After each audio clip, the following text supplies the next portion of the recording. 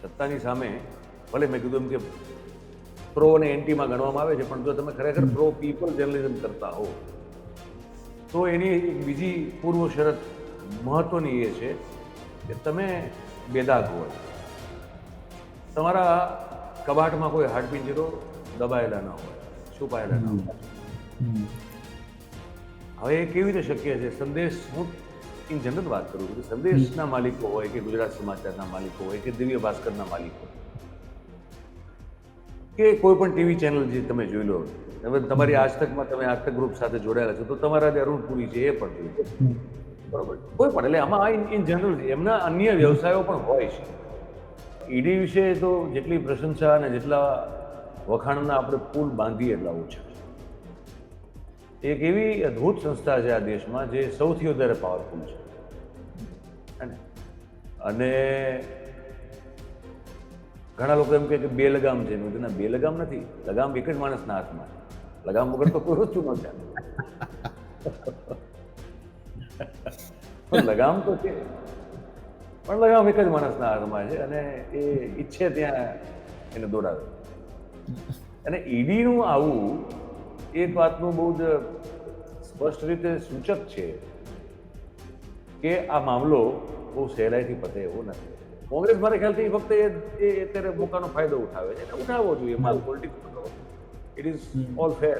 મારા બધા દર્શકોને મારા બાપા સીતારામ. આજે જે સૌથી મહત્વપૂર્ણ મુદ્દો છે અને જે ટોક ઓફ ધ ટાઉન, આમ તો ટોક ઓફ ધ ટાઉનની દેશભરમાં જે વાતની ચર્ચા ચાલી રહી છે એ છે ગુજરાત સમાચારના કો ઓનર એટલે કે સહમાલિક બાહુબલીભાઈ શાહની ધરપકડ.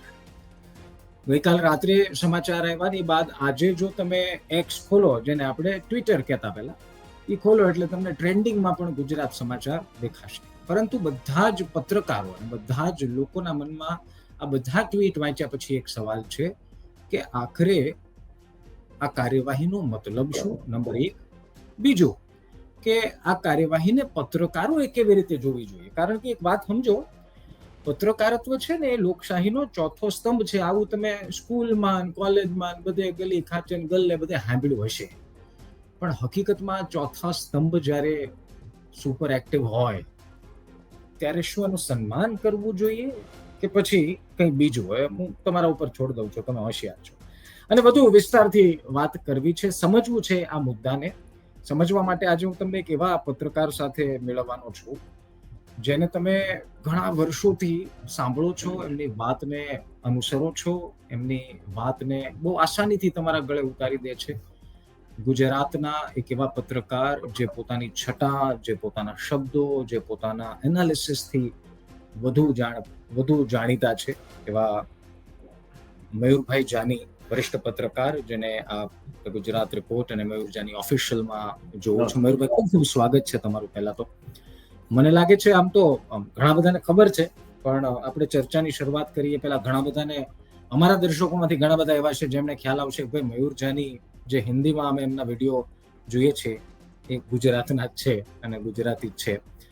એટલે ખૂબ ખૂબ સ્વાગત છે મયુરભાઈ. પહેલા મયુરભાઈ, પહેલી જ્યારે તમને ખબર પડી કે બાહુબલી શાહની ધરપકડ થઈ છે ત્યારે પત્રકાર તરીકે પહેલો વિચાર તમને શું આવ્યો, અથવા તો તમને પહેલું ક્લિક શું થયું? કેમ કે આપણે જાણીએ છીએ કે પત્રકાર હોવું અને પત્રકારિત્વ સાચા અર્થમાં કરવામાં અને આવા સમાચાર જોવામાં ઘણો ફેર છે. Nishit, thank you very much for inviting me on your platform.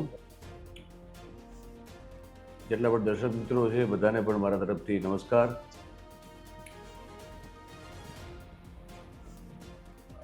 સવાલ એ નથી કે મારા માટે, મારા પૂરતી વાત કરું કે બાહુબલી શાહ સાહેબની ધરપકડ થઈ, પેલા આઈટીના દરોડા પડ્યા, કદાચ સૌથી પહેલા કદાચ એક્સિડન્ટલી એ ખબર અમને લોકોને હતી. અને એમાં મેં કીધું મેં એક્સિડન્ટલી એટલા માટે કે હિમાંશુને વડોદરાથી મુંબઈની ટ્રેન પકડવાની હતી, હિમાંશુ ભાયાણીને. અને એ વડોદરા અમારો એક કોમન ફ્રેન્ડ છે મૌલિક બુચ, એની સાથે એને સ્ટેશન મૂકવા જતા હતા. અને એને કર્બ, જે પેલું આયકર ભવન કે ત્યાં પેલીની ઓફિસ છે, ત્યાં એણે 70-80 ગાડીઓનો કાફલો જોયો, અલગ અલગ પાસિંગવાળી. એટલે હવે આપણે આટલા વખતથી વોચ ડોગ તરીકે જ કામ કરતા હોય તો સ્વાભાવિક છે કે ધ્યાન જાય કે આ છે શું. એટલે I try to get the information as much as possible. હવે 3 વાગે એની ટ્રેન હતી કંઈક, એટલે સવારના એને 7 વાગે મને ઉઠાડીને હું મારા ટાઈમે ઉઠી જતો હોઉં છું. અને ફોન આવ્યો, રેડ પડવાની હતી એના પહેલા 7 વાગે ફોન આવ્યો કે દોસ્ત ગુજરાત સમાચાર ઉપર આજે રેડ દરોડા પડી રહ્યા છે, છાપો પડી રહ્યો. એટલે અમે કન્ફર્મ કરવા માટે ગુજરાત સમાચારમાં અમારા 2-3 મિત્રોને પૂછ્યું, તેમાંથી કોઈને ખબર નહોતી. છાપું કાઢીને જે લોકો છાપામાં કામ કરેલું છે અથવા તો જે કામગીરીથી પરિચિત છે એમને ખબર છે કે છાપું કાઢવાવાળા લોકો, અખબારમાં કામ કરતા લોકો બિચારા રાત્રે 2-2:30 વાગે ઘરે પહોંચતા હોય. એ મોટે ભાગે 8:30, 9, 10, 10:30 ઉઠતા હોય. એટલે ખ્યાલ નહોતો, પછી કન્ફર્મ થયું કે હા રેડ પડી છે. એટલે એ રીતે કદાચ અમને સૌથી પહેલી ખબર એક્સિડેન્ટલી હતી.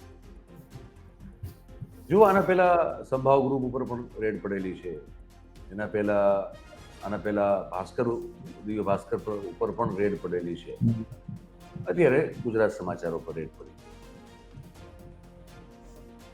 હવે હું જે રીતે જોઉં છું એને અમે લોકોએ મેં હિમાંશુએ અમારું જે ગુજરાતી મંચ છે આ ગુજરાત રિપોર્ટ, એમાં આજ બપોરે 11:30 એક વિસ્તૃત ચર્ચા અમે લોકોએ કરેલી છે આજે, કે પડદા પાછળ અમને જે લાગે છે શું છે. ગુજરાત સમાચાર પોતાના એન્ટી એસ્ટાબ્લિશમેન્ટ વલણ માટે જગ જાહેર પ્રખ્યાત, એમાં કોઈ નવી વાત નથી. અને શું ખાલી ફક્ત સરકાર વિરોધી અથવા તો સરકારની પોલ ખોલતી અથવા તો પ્રો ગવર્મેન્ટ ન લખવાના કારણે આ દરોડા પડેલા હોય એવું ફક્ત એક જ કારણ આપણે માનીએ તો મારા ખ્યાલથી વ્યાજબી નથી. મારું એવું માનવું છે કે તમે એઝ એન એન્ટિટી, એક મીડિયા એન્ટિટી તરીકે જો પ્રો પીપલ, આમાં છે ને લોકો અગેન એક જગ્યાએ હું અસહમત છું. લોકો એમ કે આ એન્ટી ગવર્મેન્ટ છે અથવા આ પ્રો ગવર્મેન્ટ છે. હું માનું છું કે પત્રકારત્વ ના એન્ટી ગવર્મેન્ટ હોઈ શકે ના પ્રો ગવર્મેન્ટ હોઈ શકે. પત્રકારત્વ જે છે હંમેશા પ્રો પીપલ હોય. It has to be always pro people. અચ્છા, અને એ તૈયારી સાથે પ્રો પીપલ હોવું જોઈએ કે જે લોકો માટે તમે કામ કરી રહ્યા છો, એટલે કે પ્રદેશના નાગરિકો કે દેશના નાગરિકો, જરૂરી નથી કે એ લોકોને તમારી કદર હોય. સમજ્યા? એટલે તમારું કામ, આ ધંધો છે ને એ કદર થાય એવો ધંધો નથી. આ પ્રોફેશન કદરનું કે વાહ કે વખાણ કે એનું આ નથી. આ સતત ઘસાવાનું પ્રોફેશન છે. સતત દરેક જગ્યાએથી તમારે એકચ્યુઅલી તમારો આ જો ઈમાનદારીથી તમે જો જર્નલિઝમ ઈમાનદારીથી કરો તો તમારા મિત્રો બહુ ઓછા હોય. એવો કોઈ પત્રકાર દેખાય સમજવું કે હા આ બરોબર કામ કરે અથવા આ સંસ્થા બરોબર કામ, કારણ કે આમાં તમારે બધાને કડવું કહેવાનું છે, સાચું કહેવાનું છે, અરીસો દેખાડવાનો. તો મારો કહેવાનો પોઈન્ટ એ છે કે એ જો કરવું હોય તો તમે એકદમ તમારો જે શર્ટ છે ને એ સ્પોટલેસ હોવો જોઈએ, એક દાગ ન હોય. સત્તાની સામે ભલે મેં કીધું એમ કે પ્રો અને એન્ટીમાં ગણવામાં આવે છે, પણ જો તમે ખરેખર પ્રો પીપલ જર્નલિઝમ કરતા હો તો એની એક બીજી પૂર્વ શરત મહત્વની એ છે કે તમે બેદાગ હોવા જોઈએ. તમારા કબાટમાં કોઈ હાડપિંજરો દબાયેલા ના હોવા જોઈએ, છુપાયેલા ના હોવા જોઈએ. હવે એ કેવી રીતે શક્ય છે? સંદેશ, હું ઇન જનરલ વાત કરું કે સંદેશના માલિકો હોય કે ગુજરાત સમાચારના માલિકો હોય કે દિવ્ય ભાસ્કરના માલિકો કે કોઈ પણ ટીવી ચેનલ જે તમે જોઈ લો, હવે તમારી આજ તકમાં તમે આજ તક ગ્રુપ સાથે જોડાયેલા છો તો તમારા જે અરુણ પુરી છે એ પણ જોઈ લો, બરોબર? કોઈ પણ, એટલે આમાં ઇન જનરલ એમના અન્ય વ્યવસાયો પણ હોય છે, બરોબર છે, ઓછા વત્તા, ક્યારેક કોઈના ઓછા હોય, કોઈના, તમારા ગ્રુપનું મેક્સિમમ ફોકસ છે એ મીડિયામાં છે, પણ બીજા ઘણા બધા એવા ગ્રુપ છે જે લોકોનું અડધું ફોકસ રિયલ એસ્ટેટમાં હોય, કન્સ્ટ્રક્શનમાં હોય, બીજા ત્રીજા ચોથા વ્યવસાયમાં હોય. હવે એમાં જો હોય અને એમાં કંઈક ઉપર નીચે હિસાબોથી માંડીને કોઈ પણ વસ્તુમાં થાય, પેલા મહેન્દ્ર શાહ સાથે આ નામ જોડવામાં આવી રહ્યું છે, ડબ્બા ટ્રેડિંગ વાળું જે આખું તંત્ર છે ત્યાં જોડવામાં આવ્યું. આ બધા કારણોની ચર્ચા જાહેરમાં થઈ રહી છે. મારું અને હિમાંશુનું એવું માનવું છે કે આ ખાલી એટલા પૂરતું સીમિત નથી. આ ખાલી પ્રો પીપલ જર્નલિઝમ અથવા તો સરકારને વખોડવાના પત્રકારત્વના કારણે પડેલી રેડ નથી. પણ આ બે જે ઔદ્યોગિક સમૂહ છે મોટા, અદાણી સમૂહ અને અંબાણી સમૂહ, આ બે વચ્ચે જે ગુજરાત રાજ્યની અંદરમાં વર્ચસ્વની એક લડાઈ ચાલે છે, જે આપણે સૌ જોઈ રહ્યા છીએ, જો આપણે જોઈ શકતા હોઈએ તો એ નજરે દેખાય છે. જેમાં મિનિસ્ટર્સ થી લઈને ઓફિસર્સ, પછી આઈએસ હોય કે આઈપીએસ હોય, ત્યાંથી લઈને ઇવન મેઇન સ્ટ્રીમ જર્નલિઝમ જેને સો કોલ્ડ કહેવાય છે, ત્યાંથી લઈ અને ઇવન ડિજિટલ જર્નલિઝમમાં ભાગ પડેલા છે, વહેંચાયેલું છે. સોફ્ટનેસ એને કહેવાય ને, સોફ્ટ કોર્નર ધરાવો કોઈ એક. મહેશ લાંઘા એનું ઉત્તમ ઉદાહરણ આપણી સામે છે. અને આખે એ ડિટેલમાં અત્યારે ખોલી નહીં જઈએ, કારણ કે તો પછી દર્શકોએ કમસે કમ દર્શકોની પણ જવાબદારી છે કે એમને અપડેટેડ રહેવું પડે. એના ઉપર વાત ઘણી બધી કરી ચૂકેલા છીએ આપણે, એટલે દર્શકોને પણ સ્પૂન ફીડિંગ કરવાની આપણે ટેવ ન પાડવી જોઈએ, એમને પણ થોડુંક જાગૃત રહેવું જોઈએ. તો મહેશ લાંઘાવાળો જે કેસ છે એમાં મહેશ લાંઘાણી અને પરિમલ નથવાણીભાઈની એક ક્લોઝનેસ જગજાહેર. મહેશ લાંઘાણી અને ગુજરાત સમાચારના ટોપ મેનેજમેન્ટના એક બહુ મોટા વ્યક્તિ જે છે એમની ક્લોઝનેસ છે પણ જગજાહેર. મહેશ લાંઘા જેલમાં ગયા ત્યારે પણ એક સિનિયર પત્રકારને એવી સોપારી અથવા તો એક એવી લાઇઝનિંગની જવાબદારી સોંપાયેલી હતી,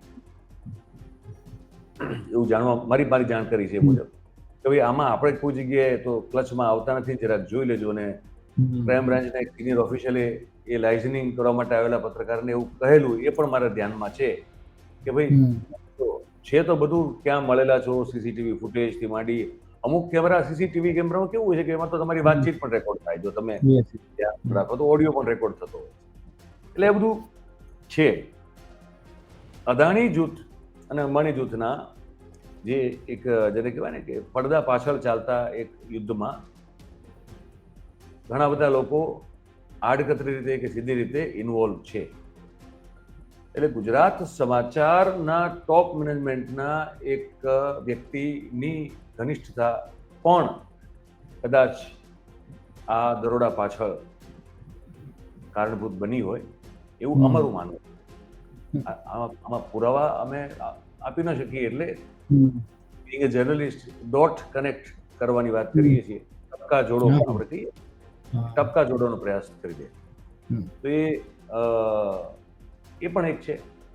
એટલે બધું ભેગું છે. પ્લસ મેં કીધું રિયલ એસ્ટેટમાં એ લોકોનું કામ બહુ મોટું છે, ખેડાણ મોટું છે, એટલે ઘણું બધું ભેગું છે આમાં. ખાલી પત્રકારત્વ ઉપર હુમલો છે એવું હું નહીં કહું, એટલા માટે કારણ કે હા, ગુજરાત સમાચાર બેધડક લખે છે.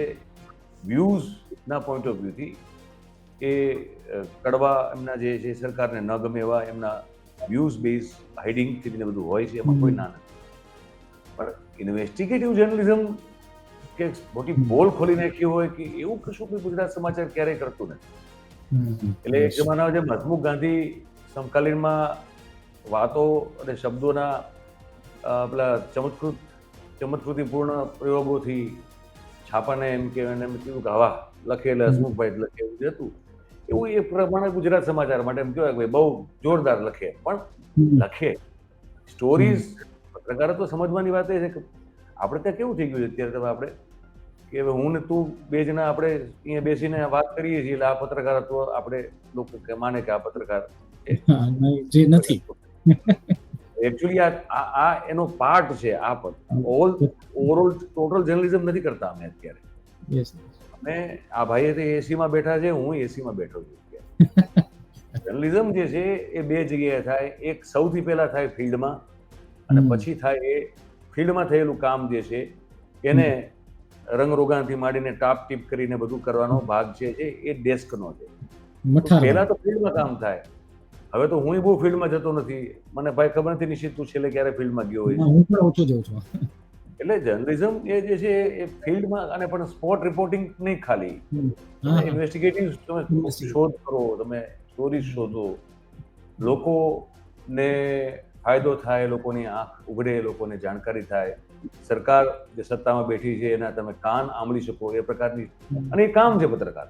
એમાં કોઈ સત્તામાં ગમે બેઠો હોય, આપણો કોઈ દુશ્મન નથી, પણ જ્યાં બેઠો છે ખુરશી ઉપર એની જવાબદારી છે કે એને સારું જ કરવું. એ સારું કરે તો એને ઢોલ વગાડીને કે એને ગાવાની જરૂર નથી, એ બેઠા જ છે એટલા માટે. એટલે અત્યારે શું છે, બધા નિયમો અને વ્યાખ્યાઓ અને રૂલ ને બધું બદલાઈ ગયું છે. એટલે બે આમ તો પૈસા સારું કરવાનું, 200 રૂપિયાનું ગાય વગાડીને કહેવાનો એ સમય છે. અને મીડિયા આપણું જે છે એમાં પછી એ 200 રૂપિયાના એ ગાય વગાડેલા પ્રચારના મીડિયા આપણું 400 રૂપિયાનું બનાવી દે છે. એટલે આ એક વિચિત્ર સ્થિતિમાં આપણે જીવી રહ્યા છીએ. પણ હજી મારા જેવા માણસો જે છે કે એને કેવું છે કે હજી એ ઓલ્ડ સ્કૂલ જે છે જતી નથી. જૂની સ્કૂલના જૂની વિચાર પદ્ધતિ જે મૂળભૂત જર્નલિઝમની હતી એ હવે વણાઈ ગયેલી છે. એટલે થોડીક વાત હું કહું તો ઘણીવાર આપણા ફિલ્ડના મિત્રોને પણ થોડુંક ખોટું લાગતું હોય છે કે ભાઈ આ તમે આવું કેમ કહો છો. હું તો મારા પોતાના વિશે મારી ટીકા કરું છું. હું ક્યાં જો ને, હું નથી કરતો બહાર. હું ઓફિસમાં બેસી રહ્યું છું, ફિલ્ડમાં નથી જઈ રહ્યો, તો એ અડધું એ મારું જર્નલિઝમ અધૂરું થઈ જાય, પછી એ પૂરું ન કહેવાય. હું મારી ટ્રેન્ડ આવ્યો છે ને કે ઘટના કવર કરવી એને આપણે પત્રકારિતા કહીએ, એટલે હિટ એન્ડ રન થાય. એ ખબર પત્રીનું કામ છે. હા, એટલે કે ઇન્વેસ્ટિગેટિવ બહુ દૂરની વાત રહી ગઈ, પણ ઘટનામાંથી પણ સ્ટોરી કાઢવાની કુશળતા જે છે એ કેટલાક પત્રકારોમાં હજી જોવા મળે છે. પણ હવે મોસ્ટ પ્રોબેબલી 80-20 જે લોકો કરે છે એ લોકોને મારા ખૂબ ખૂબ અભિનંદન. હું અત્યારે ફિલ્ડ ઉપર નથી જઈ શકતો અને નથી જઈ રહ્યો, એટલે મને એ અધૂરપ લાગે છે મારા પોતાનામાં. એટલે હું તો મારી વાત કરી શકું, બાકી તો બીજાને તો હું કેવી રીતે કંઈ કહી શકું. પણ મૂળ મુદ્દો એ છે કે આ કોઈ ખાલી પત્રકારત્વ અથવા તો સરકારની નીતિઓને વખોડવાથી લઈને એ બધું કરવા માટે કોઈ ફક્ત એના માટે જ દરોડા પડ્યા હોય એવું એકમાત્ર કારણ મારી દ્રષ્ટિએ નથી. મેં તમને વિવિધ કારણોનો ઉલ્લેખ કર્યો તમારી પાસે.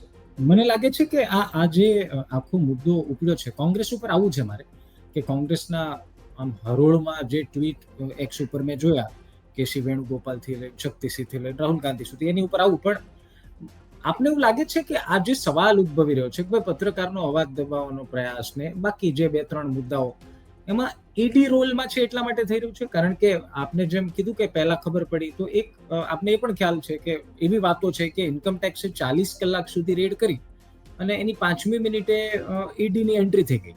એટલે ઈડી રોલમાં છે એટલા માટે આ ડાઉટ્સ ઉભા થઈ રહ્યા છે. ઈડીની કાર્યવાહી અથવા તો એમની જે પ્રોસેસ ઓફ વર્કિંગ છે જેની ઉપર હંમેશા સવાલ ઉઠતા રહ્યા છે, એના વિશે આપનું શું કહેવું છે? નહીં, જો ઈડી તો એટલે ઈડી વિશે તો જેટલી પ્રશંસા અને જેટલા વખાણના આપણે પુલ બાંધીએ એટલા ઓછા છે. એક એવી અદ્ભુત સંસ્થા છે આ દેશમાં જે સૌથી વધારે પાવરફુલ છે. અને ઘણા લોકો એમ કહે કે બે લગામ છે. બે લગામ નથી, લગામ એક જ માણસના હાથમાં છે. લગામ વગર તો કોઈ વસ્તુ ન ચાલે. પણ લગામ તો છે, પણ લગામ એક જ માણસના હાથમાં છે અને એ ઈચ્છે ત્યાં એને દોડાવે. અને ઈડીનું આવું એક વાતનું બહુ જ સ્પષ્ટ રીતે સૂચક છે કે આ મામલો બહુ સહેલાઈથી પતે એવો નથી. જો ઇન્કમ ટેક્સ આવી અને સીઝ કર્યું હોત, સર્ચ કર્યું હોત, કર્યું એ લોકોએ, કરચોરી પકડીને પેનલ્ટી, તમે શું કરો, એમાં પેનલ્ટી તમે આપો ને દંડ આપો ને ટાઈમ લિમિટ આપો ને પૈસા ભરાવો. એન્ફોર્સમેન્ટ ડાયરેક્ટરેટ જ્યારે તમારે ત્યાં એન્ટર થાય એનો મતલબ એ છે કે તમે નાણાકીય આપણે કહીએ ને ગોટાળાથી માંડીને મની લોન્ડરિંગથી લઈ ફોરેન મની નો કેટલો રોલ છે, શું છે શું નહીં. Enforcement director will come in the picture only when આ બધી શક્યતાઓમાં એ લોકો તપાસ કરવાની સંભાવના ધરાવતા હોય તો એ લોકો એન્ટર થાય. હવે ઈડીનો જે કન્વિક્શન રેટ છે એ બહુ હાસ્યાસ્પદ છે. આપણે જોયું છે ઈડી પકડે છે તો 100 લોકોને પકડ્યા તો 100માંથી એનો કંઈક પોઈન્ટ સમથિંગ એનો કંઈક એવો કન્વિક્શન રેટ છે. એટલે પકડે છે અથવા છાપા અમારી કરે છે કે એ કોર્ટમાં સાબિત કરી શકતા નથી, બહુ માઇનોર પર્સન્ટેજ છે. તો પણ હવે એકવાર પકડ્યો લે ને, તમને હેમંત સોરેન જેવા માણસને જેલમાં જવું પડ્યું, કેજરીવાલને જેલમાં રહેવું પડ્યું, સંજય સિંહને જેલમાં રહેવું પડ્યું આપણે જોયું. એટલે એ જે છે એની પાસે તમારું નાક દબાવવાની, તમને ગુંગળાવી નાખવાની અમાપ સત્તા ઈડી પાસે છે. અને એ આ ગુજરાત સમાચારવાળા કેસમાં ઇન્કમ ટેક્સ પછી એન્ટર થઈ છે. અને ઇન્ટરેસ્ટિંગલી શ્રેયાંશભાઈ છેલ્લા કંઈક થોડાક દિવસથી ઘણા વખત પછી સ્મૃતિ ભાભીના અવસાન, દુઃખદ અવસાન પછી એમણે ઓફિસ જવાનું શરૂ કર્યું ખાનપુર, અને એ પછી આ બનેલી ઘટના છે. એટલે ઈડીના આવવાથી વાત જલ્દી ઉકેલાઈ જાય અથવા તો એનો કોઈ પેલો તોડ નીકળે એવું અત્યારે હાલ લાગતું નથી. અધરવાઇઝ બાહુબલી શાહની ધરપકડ કરાય એવી કોઈ પરિસ્થિતિ ઊભી ન થઈ હોત જો ઈડી એન્ટર ના થઈ હોત તો. એટલે મારા ખ્યાલથી ટ્રીટમેન્ટ લઈ રહ્યા છે, મારા ખ્યાલથી હોસ્પિટલમાં એવું છે, પ્રાઇવેટ હોસ્પિટલમાં છે એવી હમણાં તો સમાચાર. અને તમે જેમ કીધું એ વાત સાચી છે, કેમ કે છેલ્લા 2-3 મીડિયા હાઉસીસ ઉપર જે રેડની વાત હતી એમાં હોપફુલી આખા પિક્ચરમાં આઈટી જ હતું, અને at the end of the day એ દંડની જ વાત આવી અને પછી મામલો પૂરો થઈ ગયો હતો. પરંતુ આ વખતે આ પહેલો કેસ છે જ્યાં કોઈ ગુજરાતના મીડિયા હાઉસમાં નિશ્ચિત કે બહુ ઇન્ટરેસ્ટિંગ સિનારીઓ છે યાર. થોડાક સમય પહેલા ખ્યાલ હતો, અફવા ઉડેલી કે ગુજરાત સમાચાર વેચાય છે અને બહુ એક મોટું જૂથ એને ખરીદી રહ્યું છે. આજે ફરીથી એ આજે છે મીડિયા સર્કલમાં વાતચીત થઈ રહી છે. તમે જો ઇન્ટરેસ્ટિંગલી બંને જો બાહુબલી ભાઈ જે છાપું ક્યારે એમને શ્રેયાંશભાઈ છાપાના તંત્રી અને માલિક તરીકે હંમેશા શ્રેયાંશભાઈ છાપાને લીડ કરેલું છે. બાહુબલી ભાઈની એડિશન એમને એક હતી, દરેક લોકોએ વેચાઈ લીધી. એમની મુંબઈ એમની એડિશન એમની ગણાતી, ભાભીની એ ભાવનગર હતી મારા ખ્યાલથી, ને પછી એક બીજી હતી, ને પછી અમમભાઈની બીજી હતી મહેસાણા મારા ખ્યાલથી, નિર્મમભાઈની કદાચ સુરત હતી, એવું બધું કંઈક વેચાયેલું હતું. પણ ઓવરઓલ બોસ જે હતા એ શ્રેયાંશ. હવે શ્રેયાંશભાઈ એ બધા ભાઈઓ વચ્ચેના ઝઘડા થયા, કોર્ટમાં ગયું, આખું આર્બિટ્રેશનમાં ગયું, પછી પેલો એક લવાદ મૂકવામાં આવ્યા અને Baahubali Shah maximum stack holder બન્યા અને એમના હાથમાં કારભાર આવી ગયો. હવે આ બંને વૃદ્ધ છે અને વધારે વૃદ્ધ થવાના સ્વાભાવિક છે.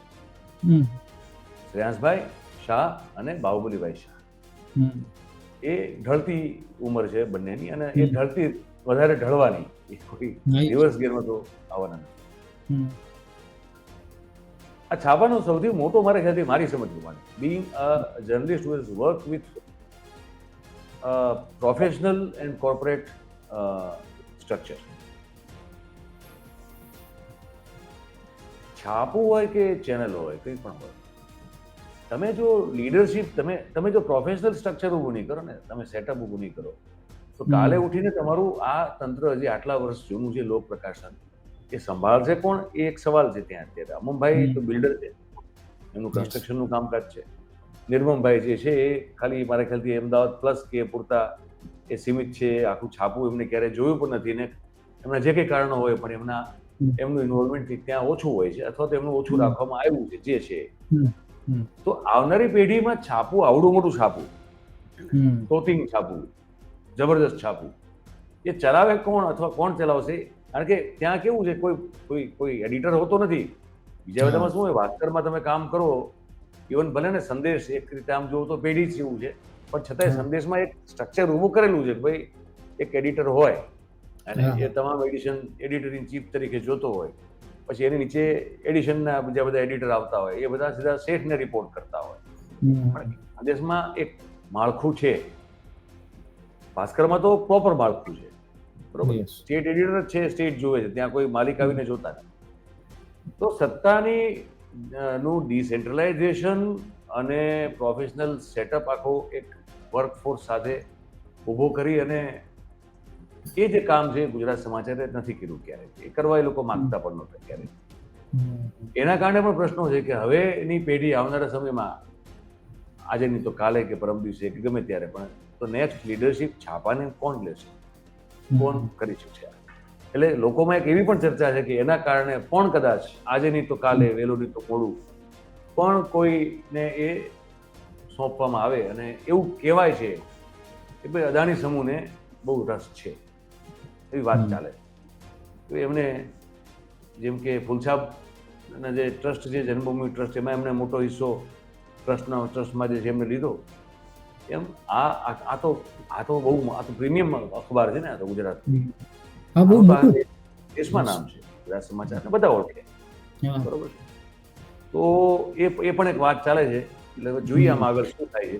પણ મેં ફરીથી રિપીટ કરું કે એમનું સ્ટેન્ડ જે છે એ તો સરકારને ન ગમે એવું છે જ, પણ એટલે કંઈ ઈડીના દરોડા પડે એવું નથી. ભાસ્કર ઉપર જ્યારે દરોડા પડ્યા હતા ત્યારે મને યાદ છે કોરોના ટાઈમમાં કે એમણે મારી સમજ પ્રમાણે એ વખતે એવી મૂર્ખામી કરેલી કે CR પાટીલની સાથે એ લોકોએ પર્સનલ થઈ ગયા. એ લોકો એને CR પાટીલનો મોબાઈલ નંબર છાપેલો. હા, યસ, ફ્રન્ટ પેજ. ઓલી ઇન્જેક્શન વાળી વાત હતી કદાચ ઓલી. એટલે મારી સમજ એવી છે, હું જે શીખો છું સ્કૂલમાંથી, જે જલીનગર સ્કૂલ ઓફ જલીનગરમાંથી, એમાં તમે CR પાટીલ હોય કે કોઈનો હોય, તમે you can not be so personal to anybody. Yes, journalism doesn't allow also. Journalism doesn't allow. ઇન્જેક્શનનો જથ્થો લઈને રાખ્યો છે ને ભાજપ વાળાને આપવાના છે, ઠીક છે. તમે એ લખો ને, એને તમે એમાં લખીને તમે એના છોતરા કાઢો, પણ તમે એમ કહો કે તમારે ઇન્જેક્શન જોઈતા હોય તો CR પાટીલના નંબર પર ફોન કરો. I mean I think that was the mistake. કદાચ એના કારણે એના પછી રેડ પડી. સંભાવ ગ્રુપમાં VTVમાં એ વખતે ઈશુદાન ગઢવી ફૂલ ફોર્મમાં એમના રાત્રે 9 થી 10 ડાયરાઓ ચાલતા હતા. મારો મિત્ર છે, હું એને પ્રેમથી ત્યારે કહેતો હતો અને આજે હું કહું છું કે એ આગવી અલગ છટા હતી. એની મૂળ એની દેશી શૈલી સમજ, એટલે એની જે પ્રસ્તુતિ હતી એક પ્રકારની એવી હતી કે જેમાં લોકોને નવો એક પ્રકાર જોવા મળેલો કે ભાઈ આમાં સામાન્ય બોલચાલની ભાષામાં વાતચીત થાય. ગામમાં વાત કરતા હોય તો બધા બેઠા હોય ચોરે જે વાત કરતા હોય એ પદ્ધતિ. એટલે એ સેન્સમાં, મેં મજાકના સેન્સમાં નથી કીધું, એ સેન્સમાં. તો એમાં પછી જે છે જે અમુક મર્યાદાઓનું એમાં ઉલ્લંઘન થયું, તો એ સંભાવ ગ્રુપને એ પછી એક દરોડાનો સામનો કરવો પડ્યો. અહીંયા ગુજરાત સમાચારમાં એવું તો કશું છે નહીં કે આજ અચાનક કંઈક સ્ટેન્ડ બદલાણું છે, એવું તો નથી. ગુજરાત સમાચાર ઇન જનરલ વચ્ચેના થોડાક સમયને વાત કરતા હંમેશા સરકારને સવાલો પૂછતું છાપું છે. મેં કીધું કે પોતાના લખાણથી, પોતાના હેડિંગથી, ડેસ્ક જોબ છે મેઇનલી, એટલે બાકી જે ખબરો સમાચાર જે આવતા હોય. તો એવું રાતોરાત તો શું બદલાણું ગુજરાત સમાચારમાં કે સરકારને અચાનક કઠી ગયું? સવાલ થાય છે. તમે સમજો, તમે માખણ મારતા રહેતા હો સરકારને, અચાનક તમે પછી ફેણ માંડો માખણ મારવાની જગ્યાએ, તો તમને સરકાર એમ કદાચ બને ગયેલા એટલે તમે કેવી રીતે ફરી ગયા, તમને સીધા કરવા પડશે. પણ આ કેસમાં એવું છે નહીં. હા, કે પહેલેથી સ્ટેન્ડ તો ક્લિયર જ છે. હા, આ સ્ટેન્ડ તો ક્લિયર. તો ખાલી એ કારણ મારા ખ્યાલથી નથી, બીજા પણ કારણો. એક સવાલ જે મેં પહેલા કીધું એમ કે કોંગ્રેસના નેતાઓ ફૂલ ફોર્મ અને સુપર એક્ટિવ મોડમાં ટ્વીટ કરી રહ્યા છે. લાઈક મેં મારા પત્રકારત્વના નાના એવા કરિયરમાં પણ એવું જોયું નથી કે ગુજરાતના કોઈ મુદ્દા ઉપર સડન ઓફ, અને એવા મુદ્દા ઉપર કે જે થોડો લીગલ પણ છે અને થોડો કન્ફ્યુઝન પણ છે, કારણ કે ઈડીનું હજી ઓફિશિયલ સ્ટેટમેન્ટ તો આવ્યું નથી. એમાં રાહુલ ગાંધીથી લઈને શક્તિસિંહ ગોયલ સુધી તમામે ટ્વીટ કરી દીધા. શક્તિસિંહ ગોયલ ના પણ એ બહુ સારા સંબંધો છે આ લોકો સાથે, અંબાણી ગ્રુપ સાથે સારા સંબંધો એમના છે. અચ્છા, હવે એ પ્રાદેશિક વાત થઈ ગઈ આખે આખી. મારી દ્રષ્ટિએ રાહુલ ગાંધી અને અન્ય જે કોંગ્રેસના નેતા અને પ્રવક્તાઓ જે કાગરોળ એમને મચાવી છે અત્યારે, એની પાછળનું કારણ એવું છે કે એમના માટે એક રૂપક તરીકે છે આખા દેશમાં પ્રસ્તુત કરવા માટે. ઓપોર્ચ્યુનિટી. જો અખબારી સ્વાતંત્ર્ય ઉપર કેવી તરાપ, એમને તો એક છે ને એક્ઝામ્પલ એવું છે જે they can play with that. અને પોલિટિક્સમાં કંઈ ખોટું નથી. ભાઈ ભારતીય જનતા પાર્ટી આ ગિમિક અને ગતકડા કરીને જ આટલી બધી મોટી થઈ. આ લોકો થોડું ઘણું કરતા શીખ્યા હોય તો એમાં કંઈ ખોટું નથી, કરવું જોઈએ લોકોએ. રાજકારણ છે ભાઈ, એમાં તો સૌ મોકો મળે તો દાવ લઈ લે એકબીજાનો. તો કોંગ્રેસ મારા ખ્યાલથી ફક્ત એ અત્યારે મોકાનો ફાયદો ઉઠાવે છે, અને ઉઠાવવો જોઈએ. એમાં પોલિટિક્સ ઇટ ઇઝ ઓલ ફેર. હા, એટલે રાજનીતિમાં કે ને કોકની હારી કોકની માટે મોકો હોય, એટલે એમાં કઈ કોકને હા, બહુ સ્વાભાવિક છે. એટલે અને રાજનીતિમાં તો આપણે જોઈએ ને મેરભાઈ, ખભા વાપરવામાં ક્યાં વાંધા છે. હા, એ તો વાપરો. બધું વપરાય જાય. માણસ આખો અચ્છા, વપરાય જાય, ખબર ન પડે છે એવું કે એક આપણો સેન્સ બારોબાર એવી સોદો હતી, થઈ ગયો એમ. એક સેન્સ એવી પણ હતી. અને મને લાગે છે કે જે મારા જેવા પત્રકાર છે, જે એકદમ ફ્રેશ જર્નલિસ્ટ બન્યા છે, જે મોડર્ન વે જર્નલિસ્ટમાં એન્ટ્રી લઈ રહ્યા છે, એની માટે એક એવું કન્ફ્યુઝન પણ છે. કારણ કે જુઓ ને કે ચિતરાઈ રહ્યું છે અથવા તો રજૂ કરાઈ રહ્યું છે એવી રીતે કે એક પત્રકારની સ્વતંત્રતા ઉપર આ તરાપ છે. તો અત્યારના જે પત્રકાર મિત્રો છે એમને કઈ કહેવા માંગશો આપ? મને લાગે છે કે ના, આપણે કેવું જ જોઈએ. અરે ભાઈ, હું શું કહું એ લોકોને યાર. નહીં જો નહીં, આમાં બિલકુલ કેવું કેવું છે, જોઈએ. તમારા આમાં પ્રોબ્લેમ શું છે, બહુ નિશ્ચિત યાર. પાછું હું કહીશ તો પછી ઘણા બધા લોકોને ખરાબ લાગશે, પણ બને એટલું સારી રીતે તમને હા, જરાક કડવું ન લાગે એવી રીતે બધા સાંભળનારાને હા. કહેવાનો પ્રયાસ કરું. આ જમાનો આપણો અત્યારનો છે ને, એ વ્યૂઝનો જમાનો થઈ ગયો છે. વ્યૂઝ કેટલા એવા જોવું પડે. અચ્છા, એક પત્રકાર છે, યુવાન પત્રકાર છે અહીંયા, હું અત્યારે નામ નથી લેતો એનું. એની પોતાની પણ એક ગુજરાતીમાં ચેનલ ચલાવે છે, ઉત્સાહી છે. મને કે સાહેબ, તમારી ગુજરાતી ચેનલને આપણે આમ વ્યૂ લાવી દઈએ, કે શું કરશું મેં કીધું એના માટે.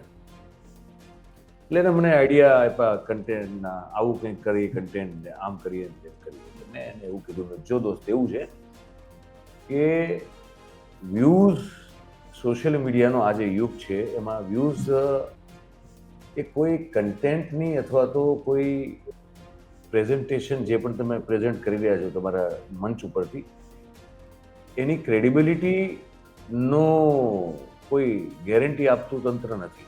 વ્યૂઝ તો આજકાલ કોઈને પણ આવી શકે, હા, અને જેટલા તમે વાહિયાત દેખાઈ શકો, બોલી શકો, એટલું તમે વધારે જોવે છે. અત્યારે સમય આખો મીડિયોક્રસીનો છે ને.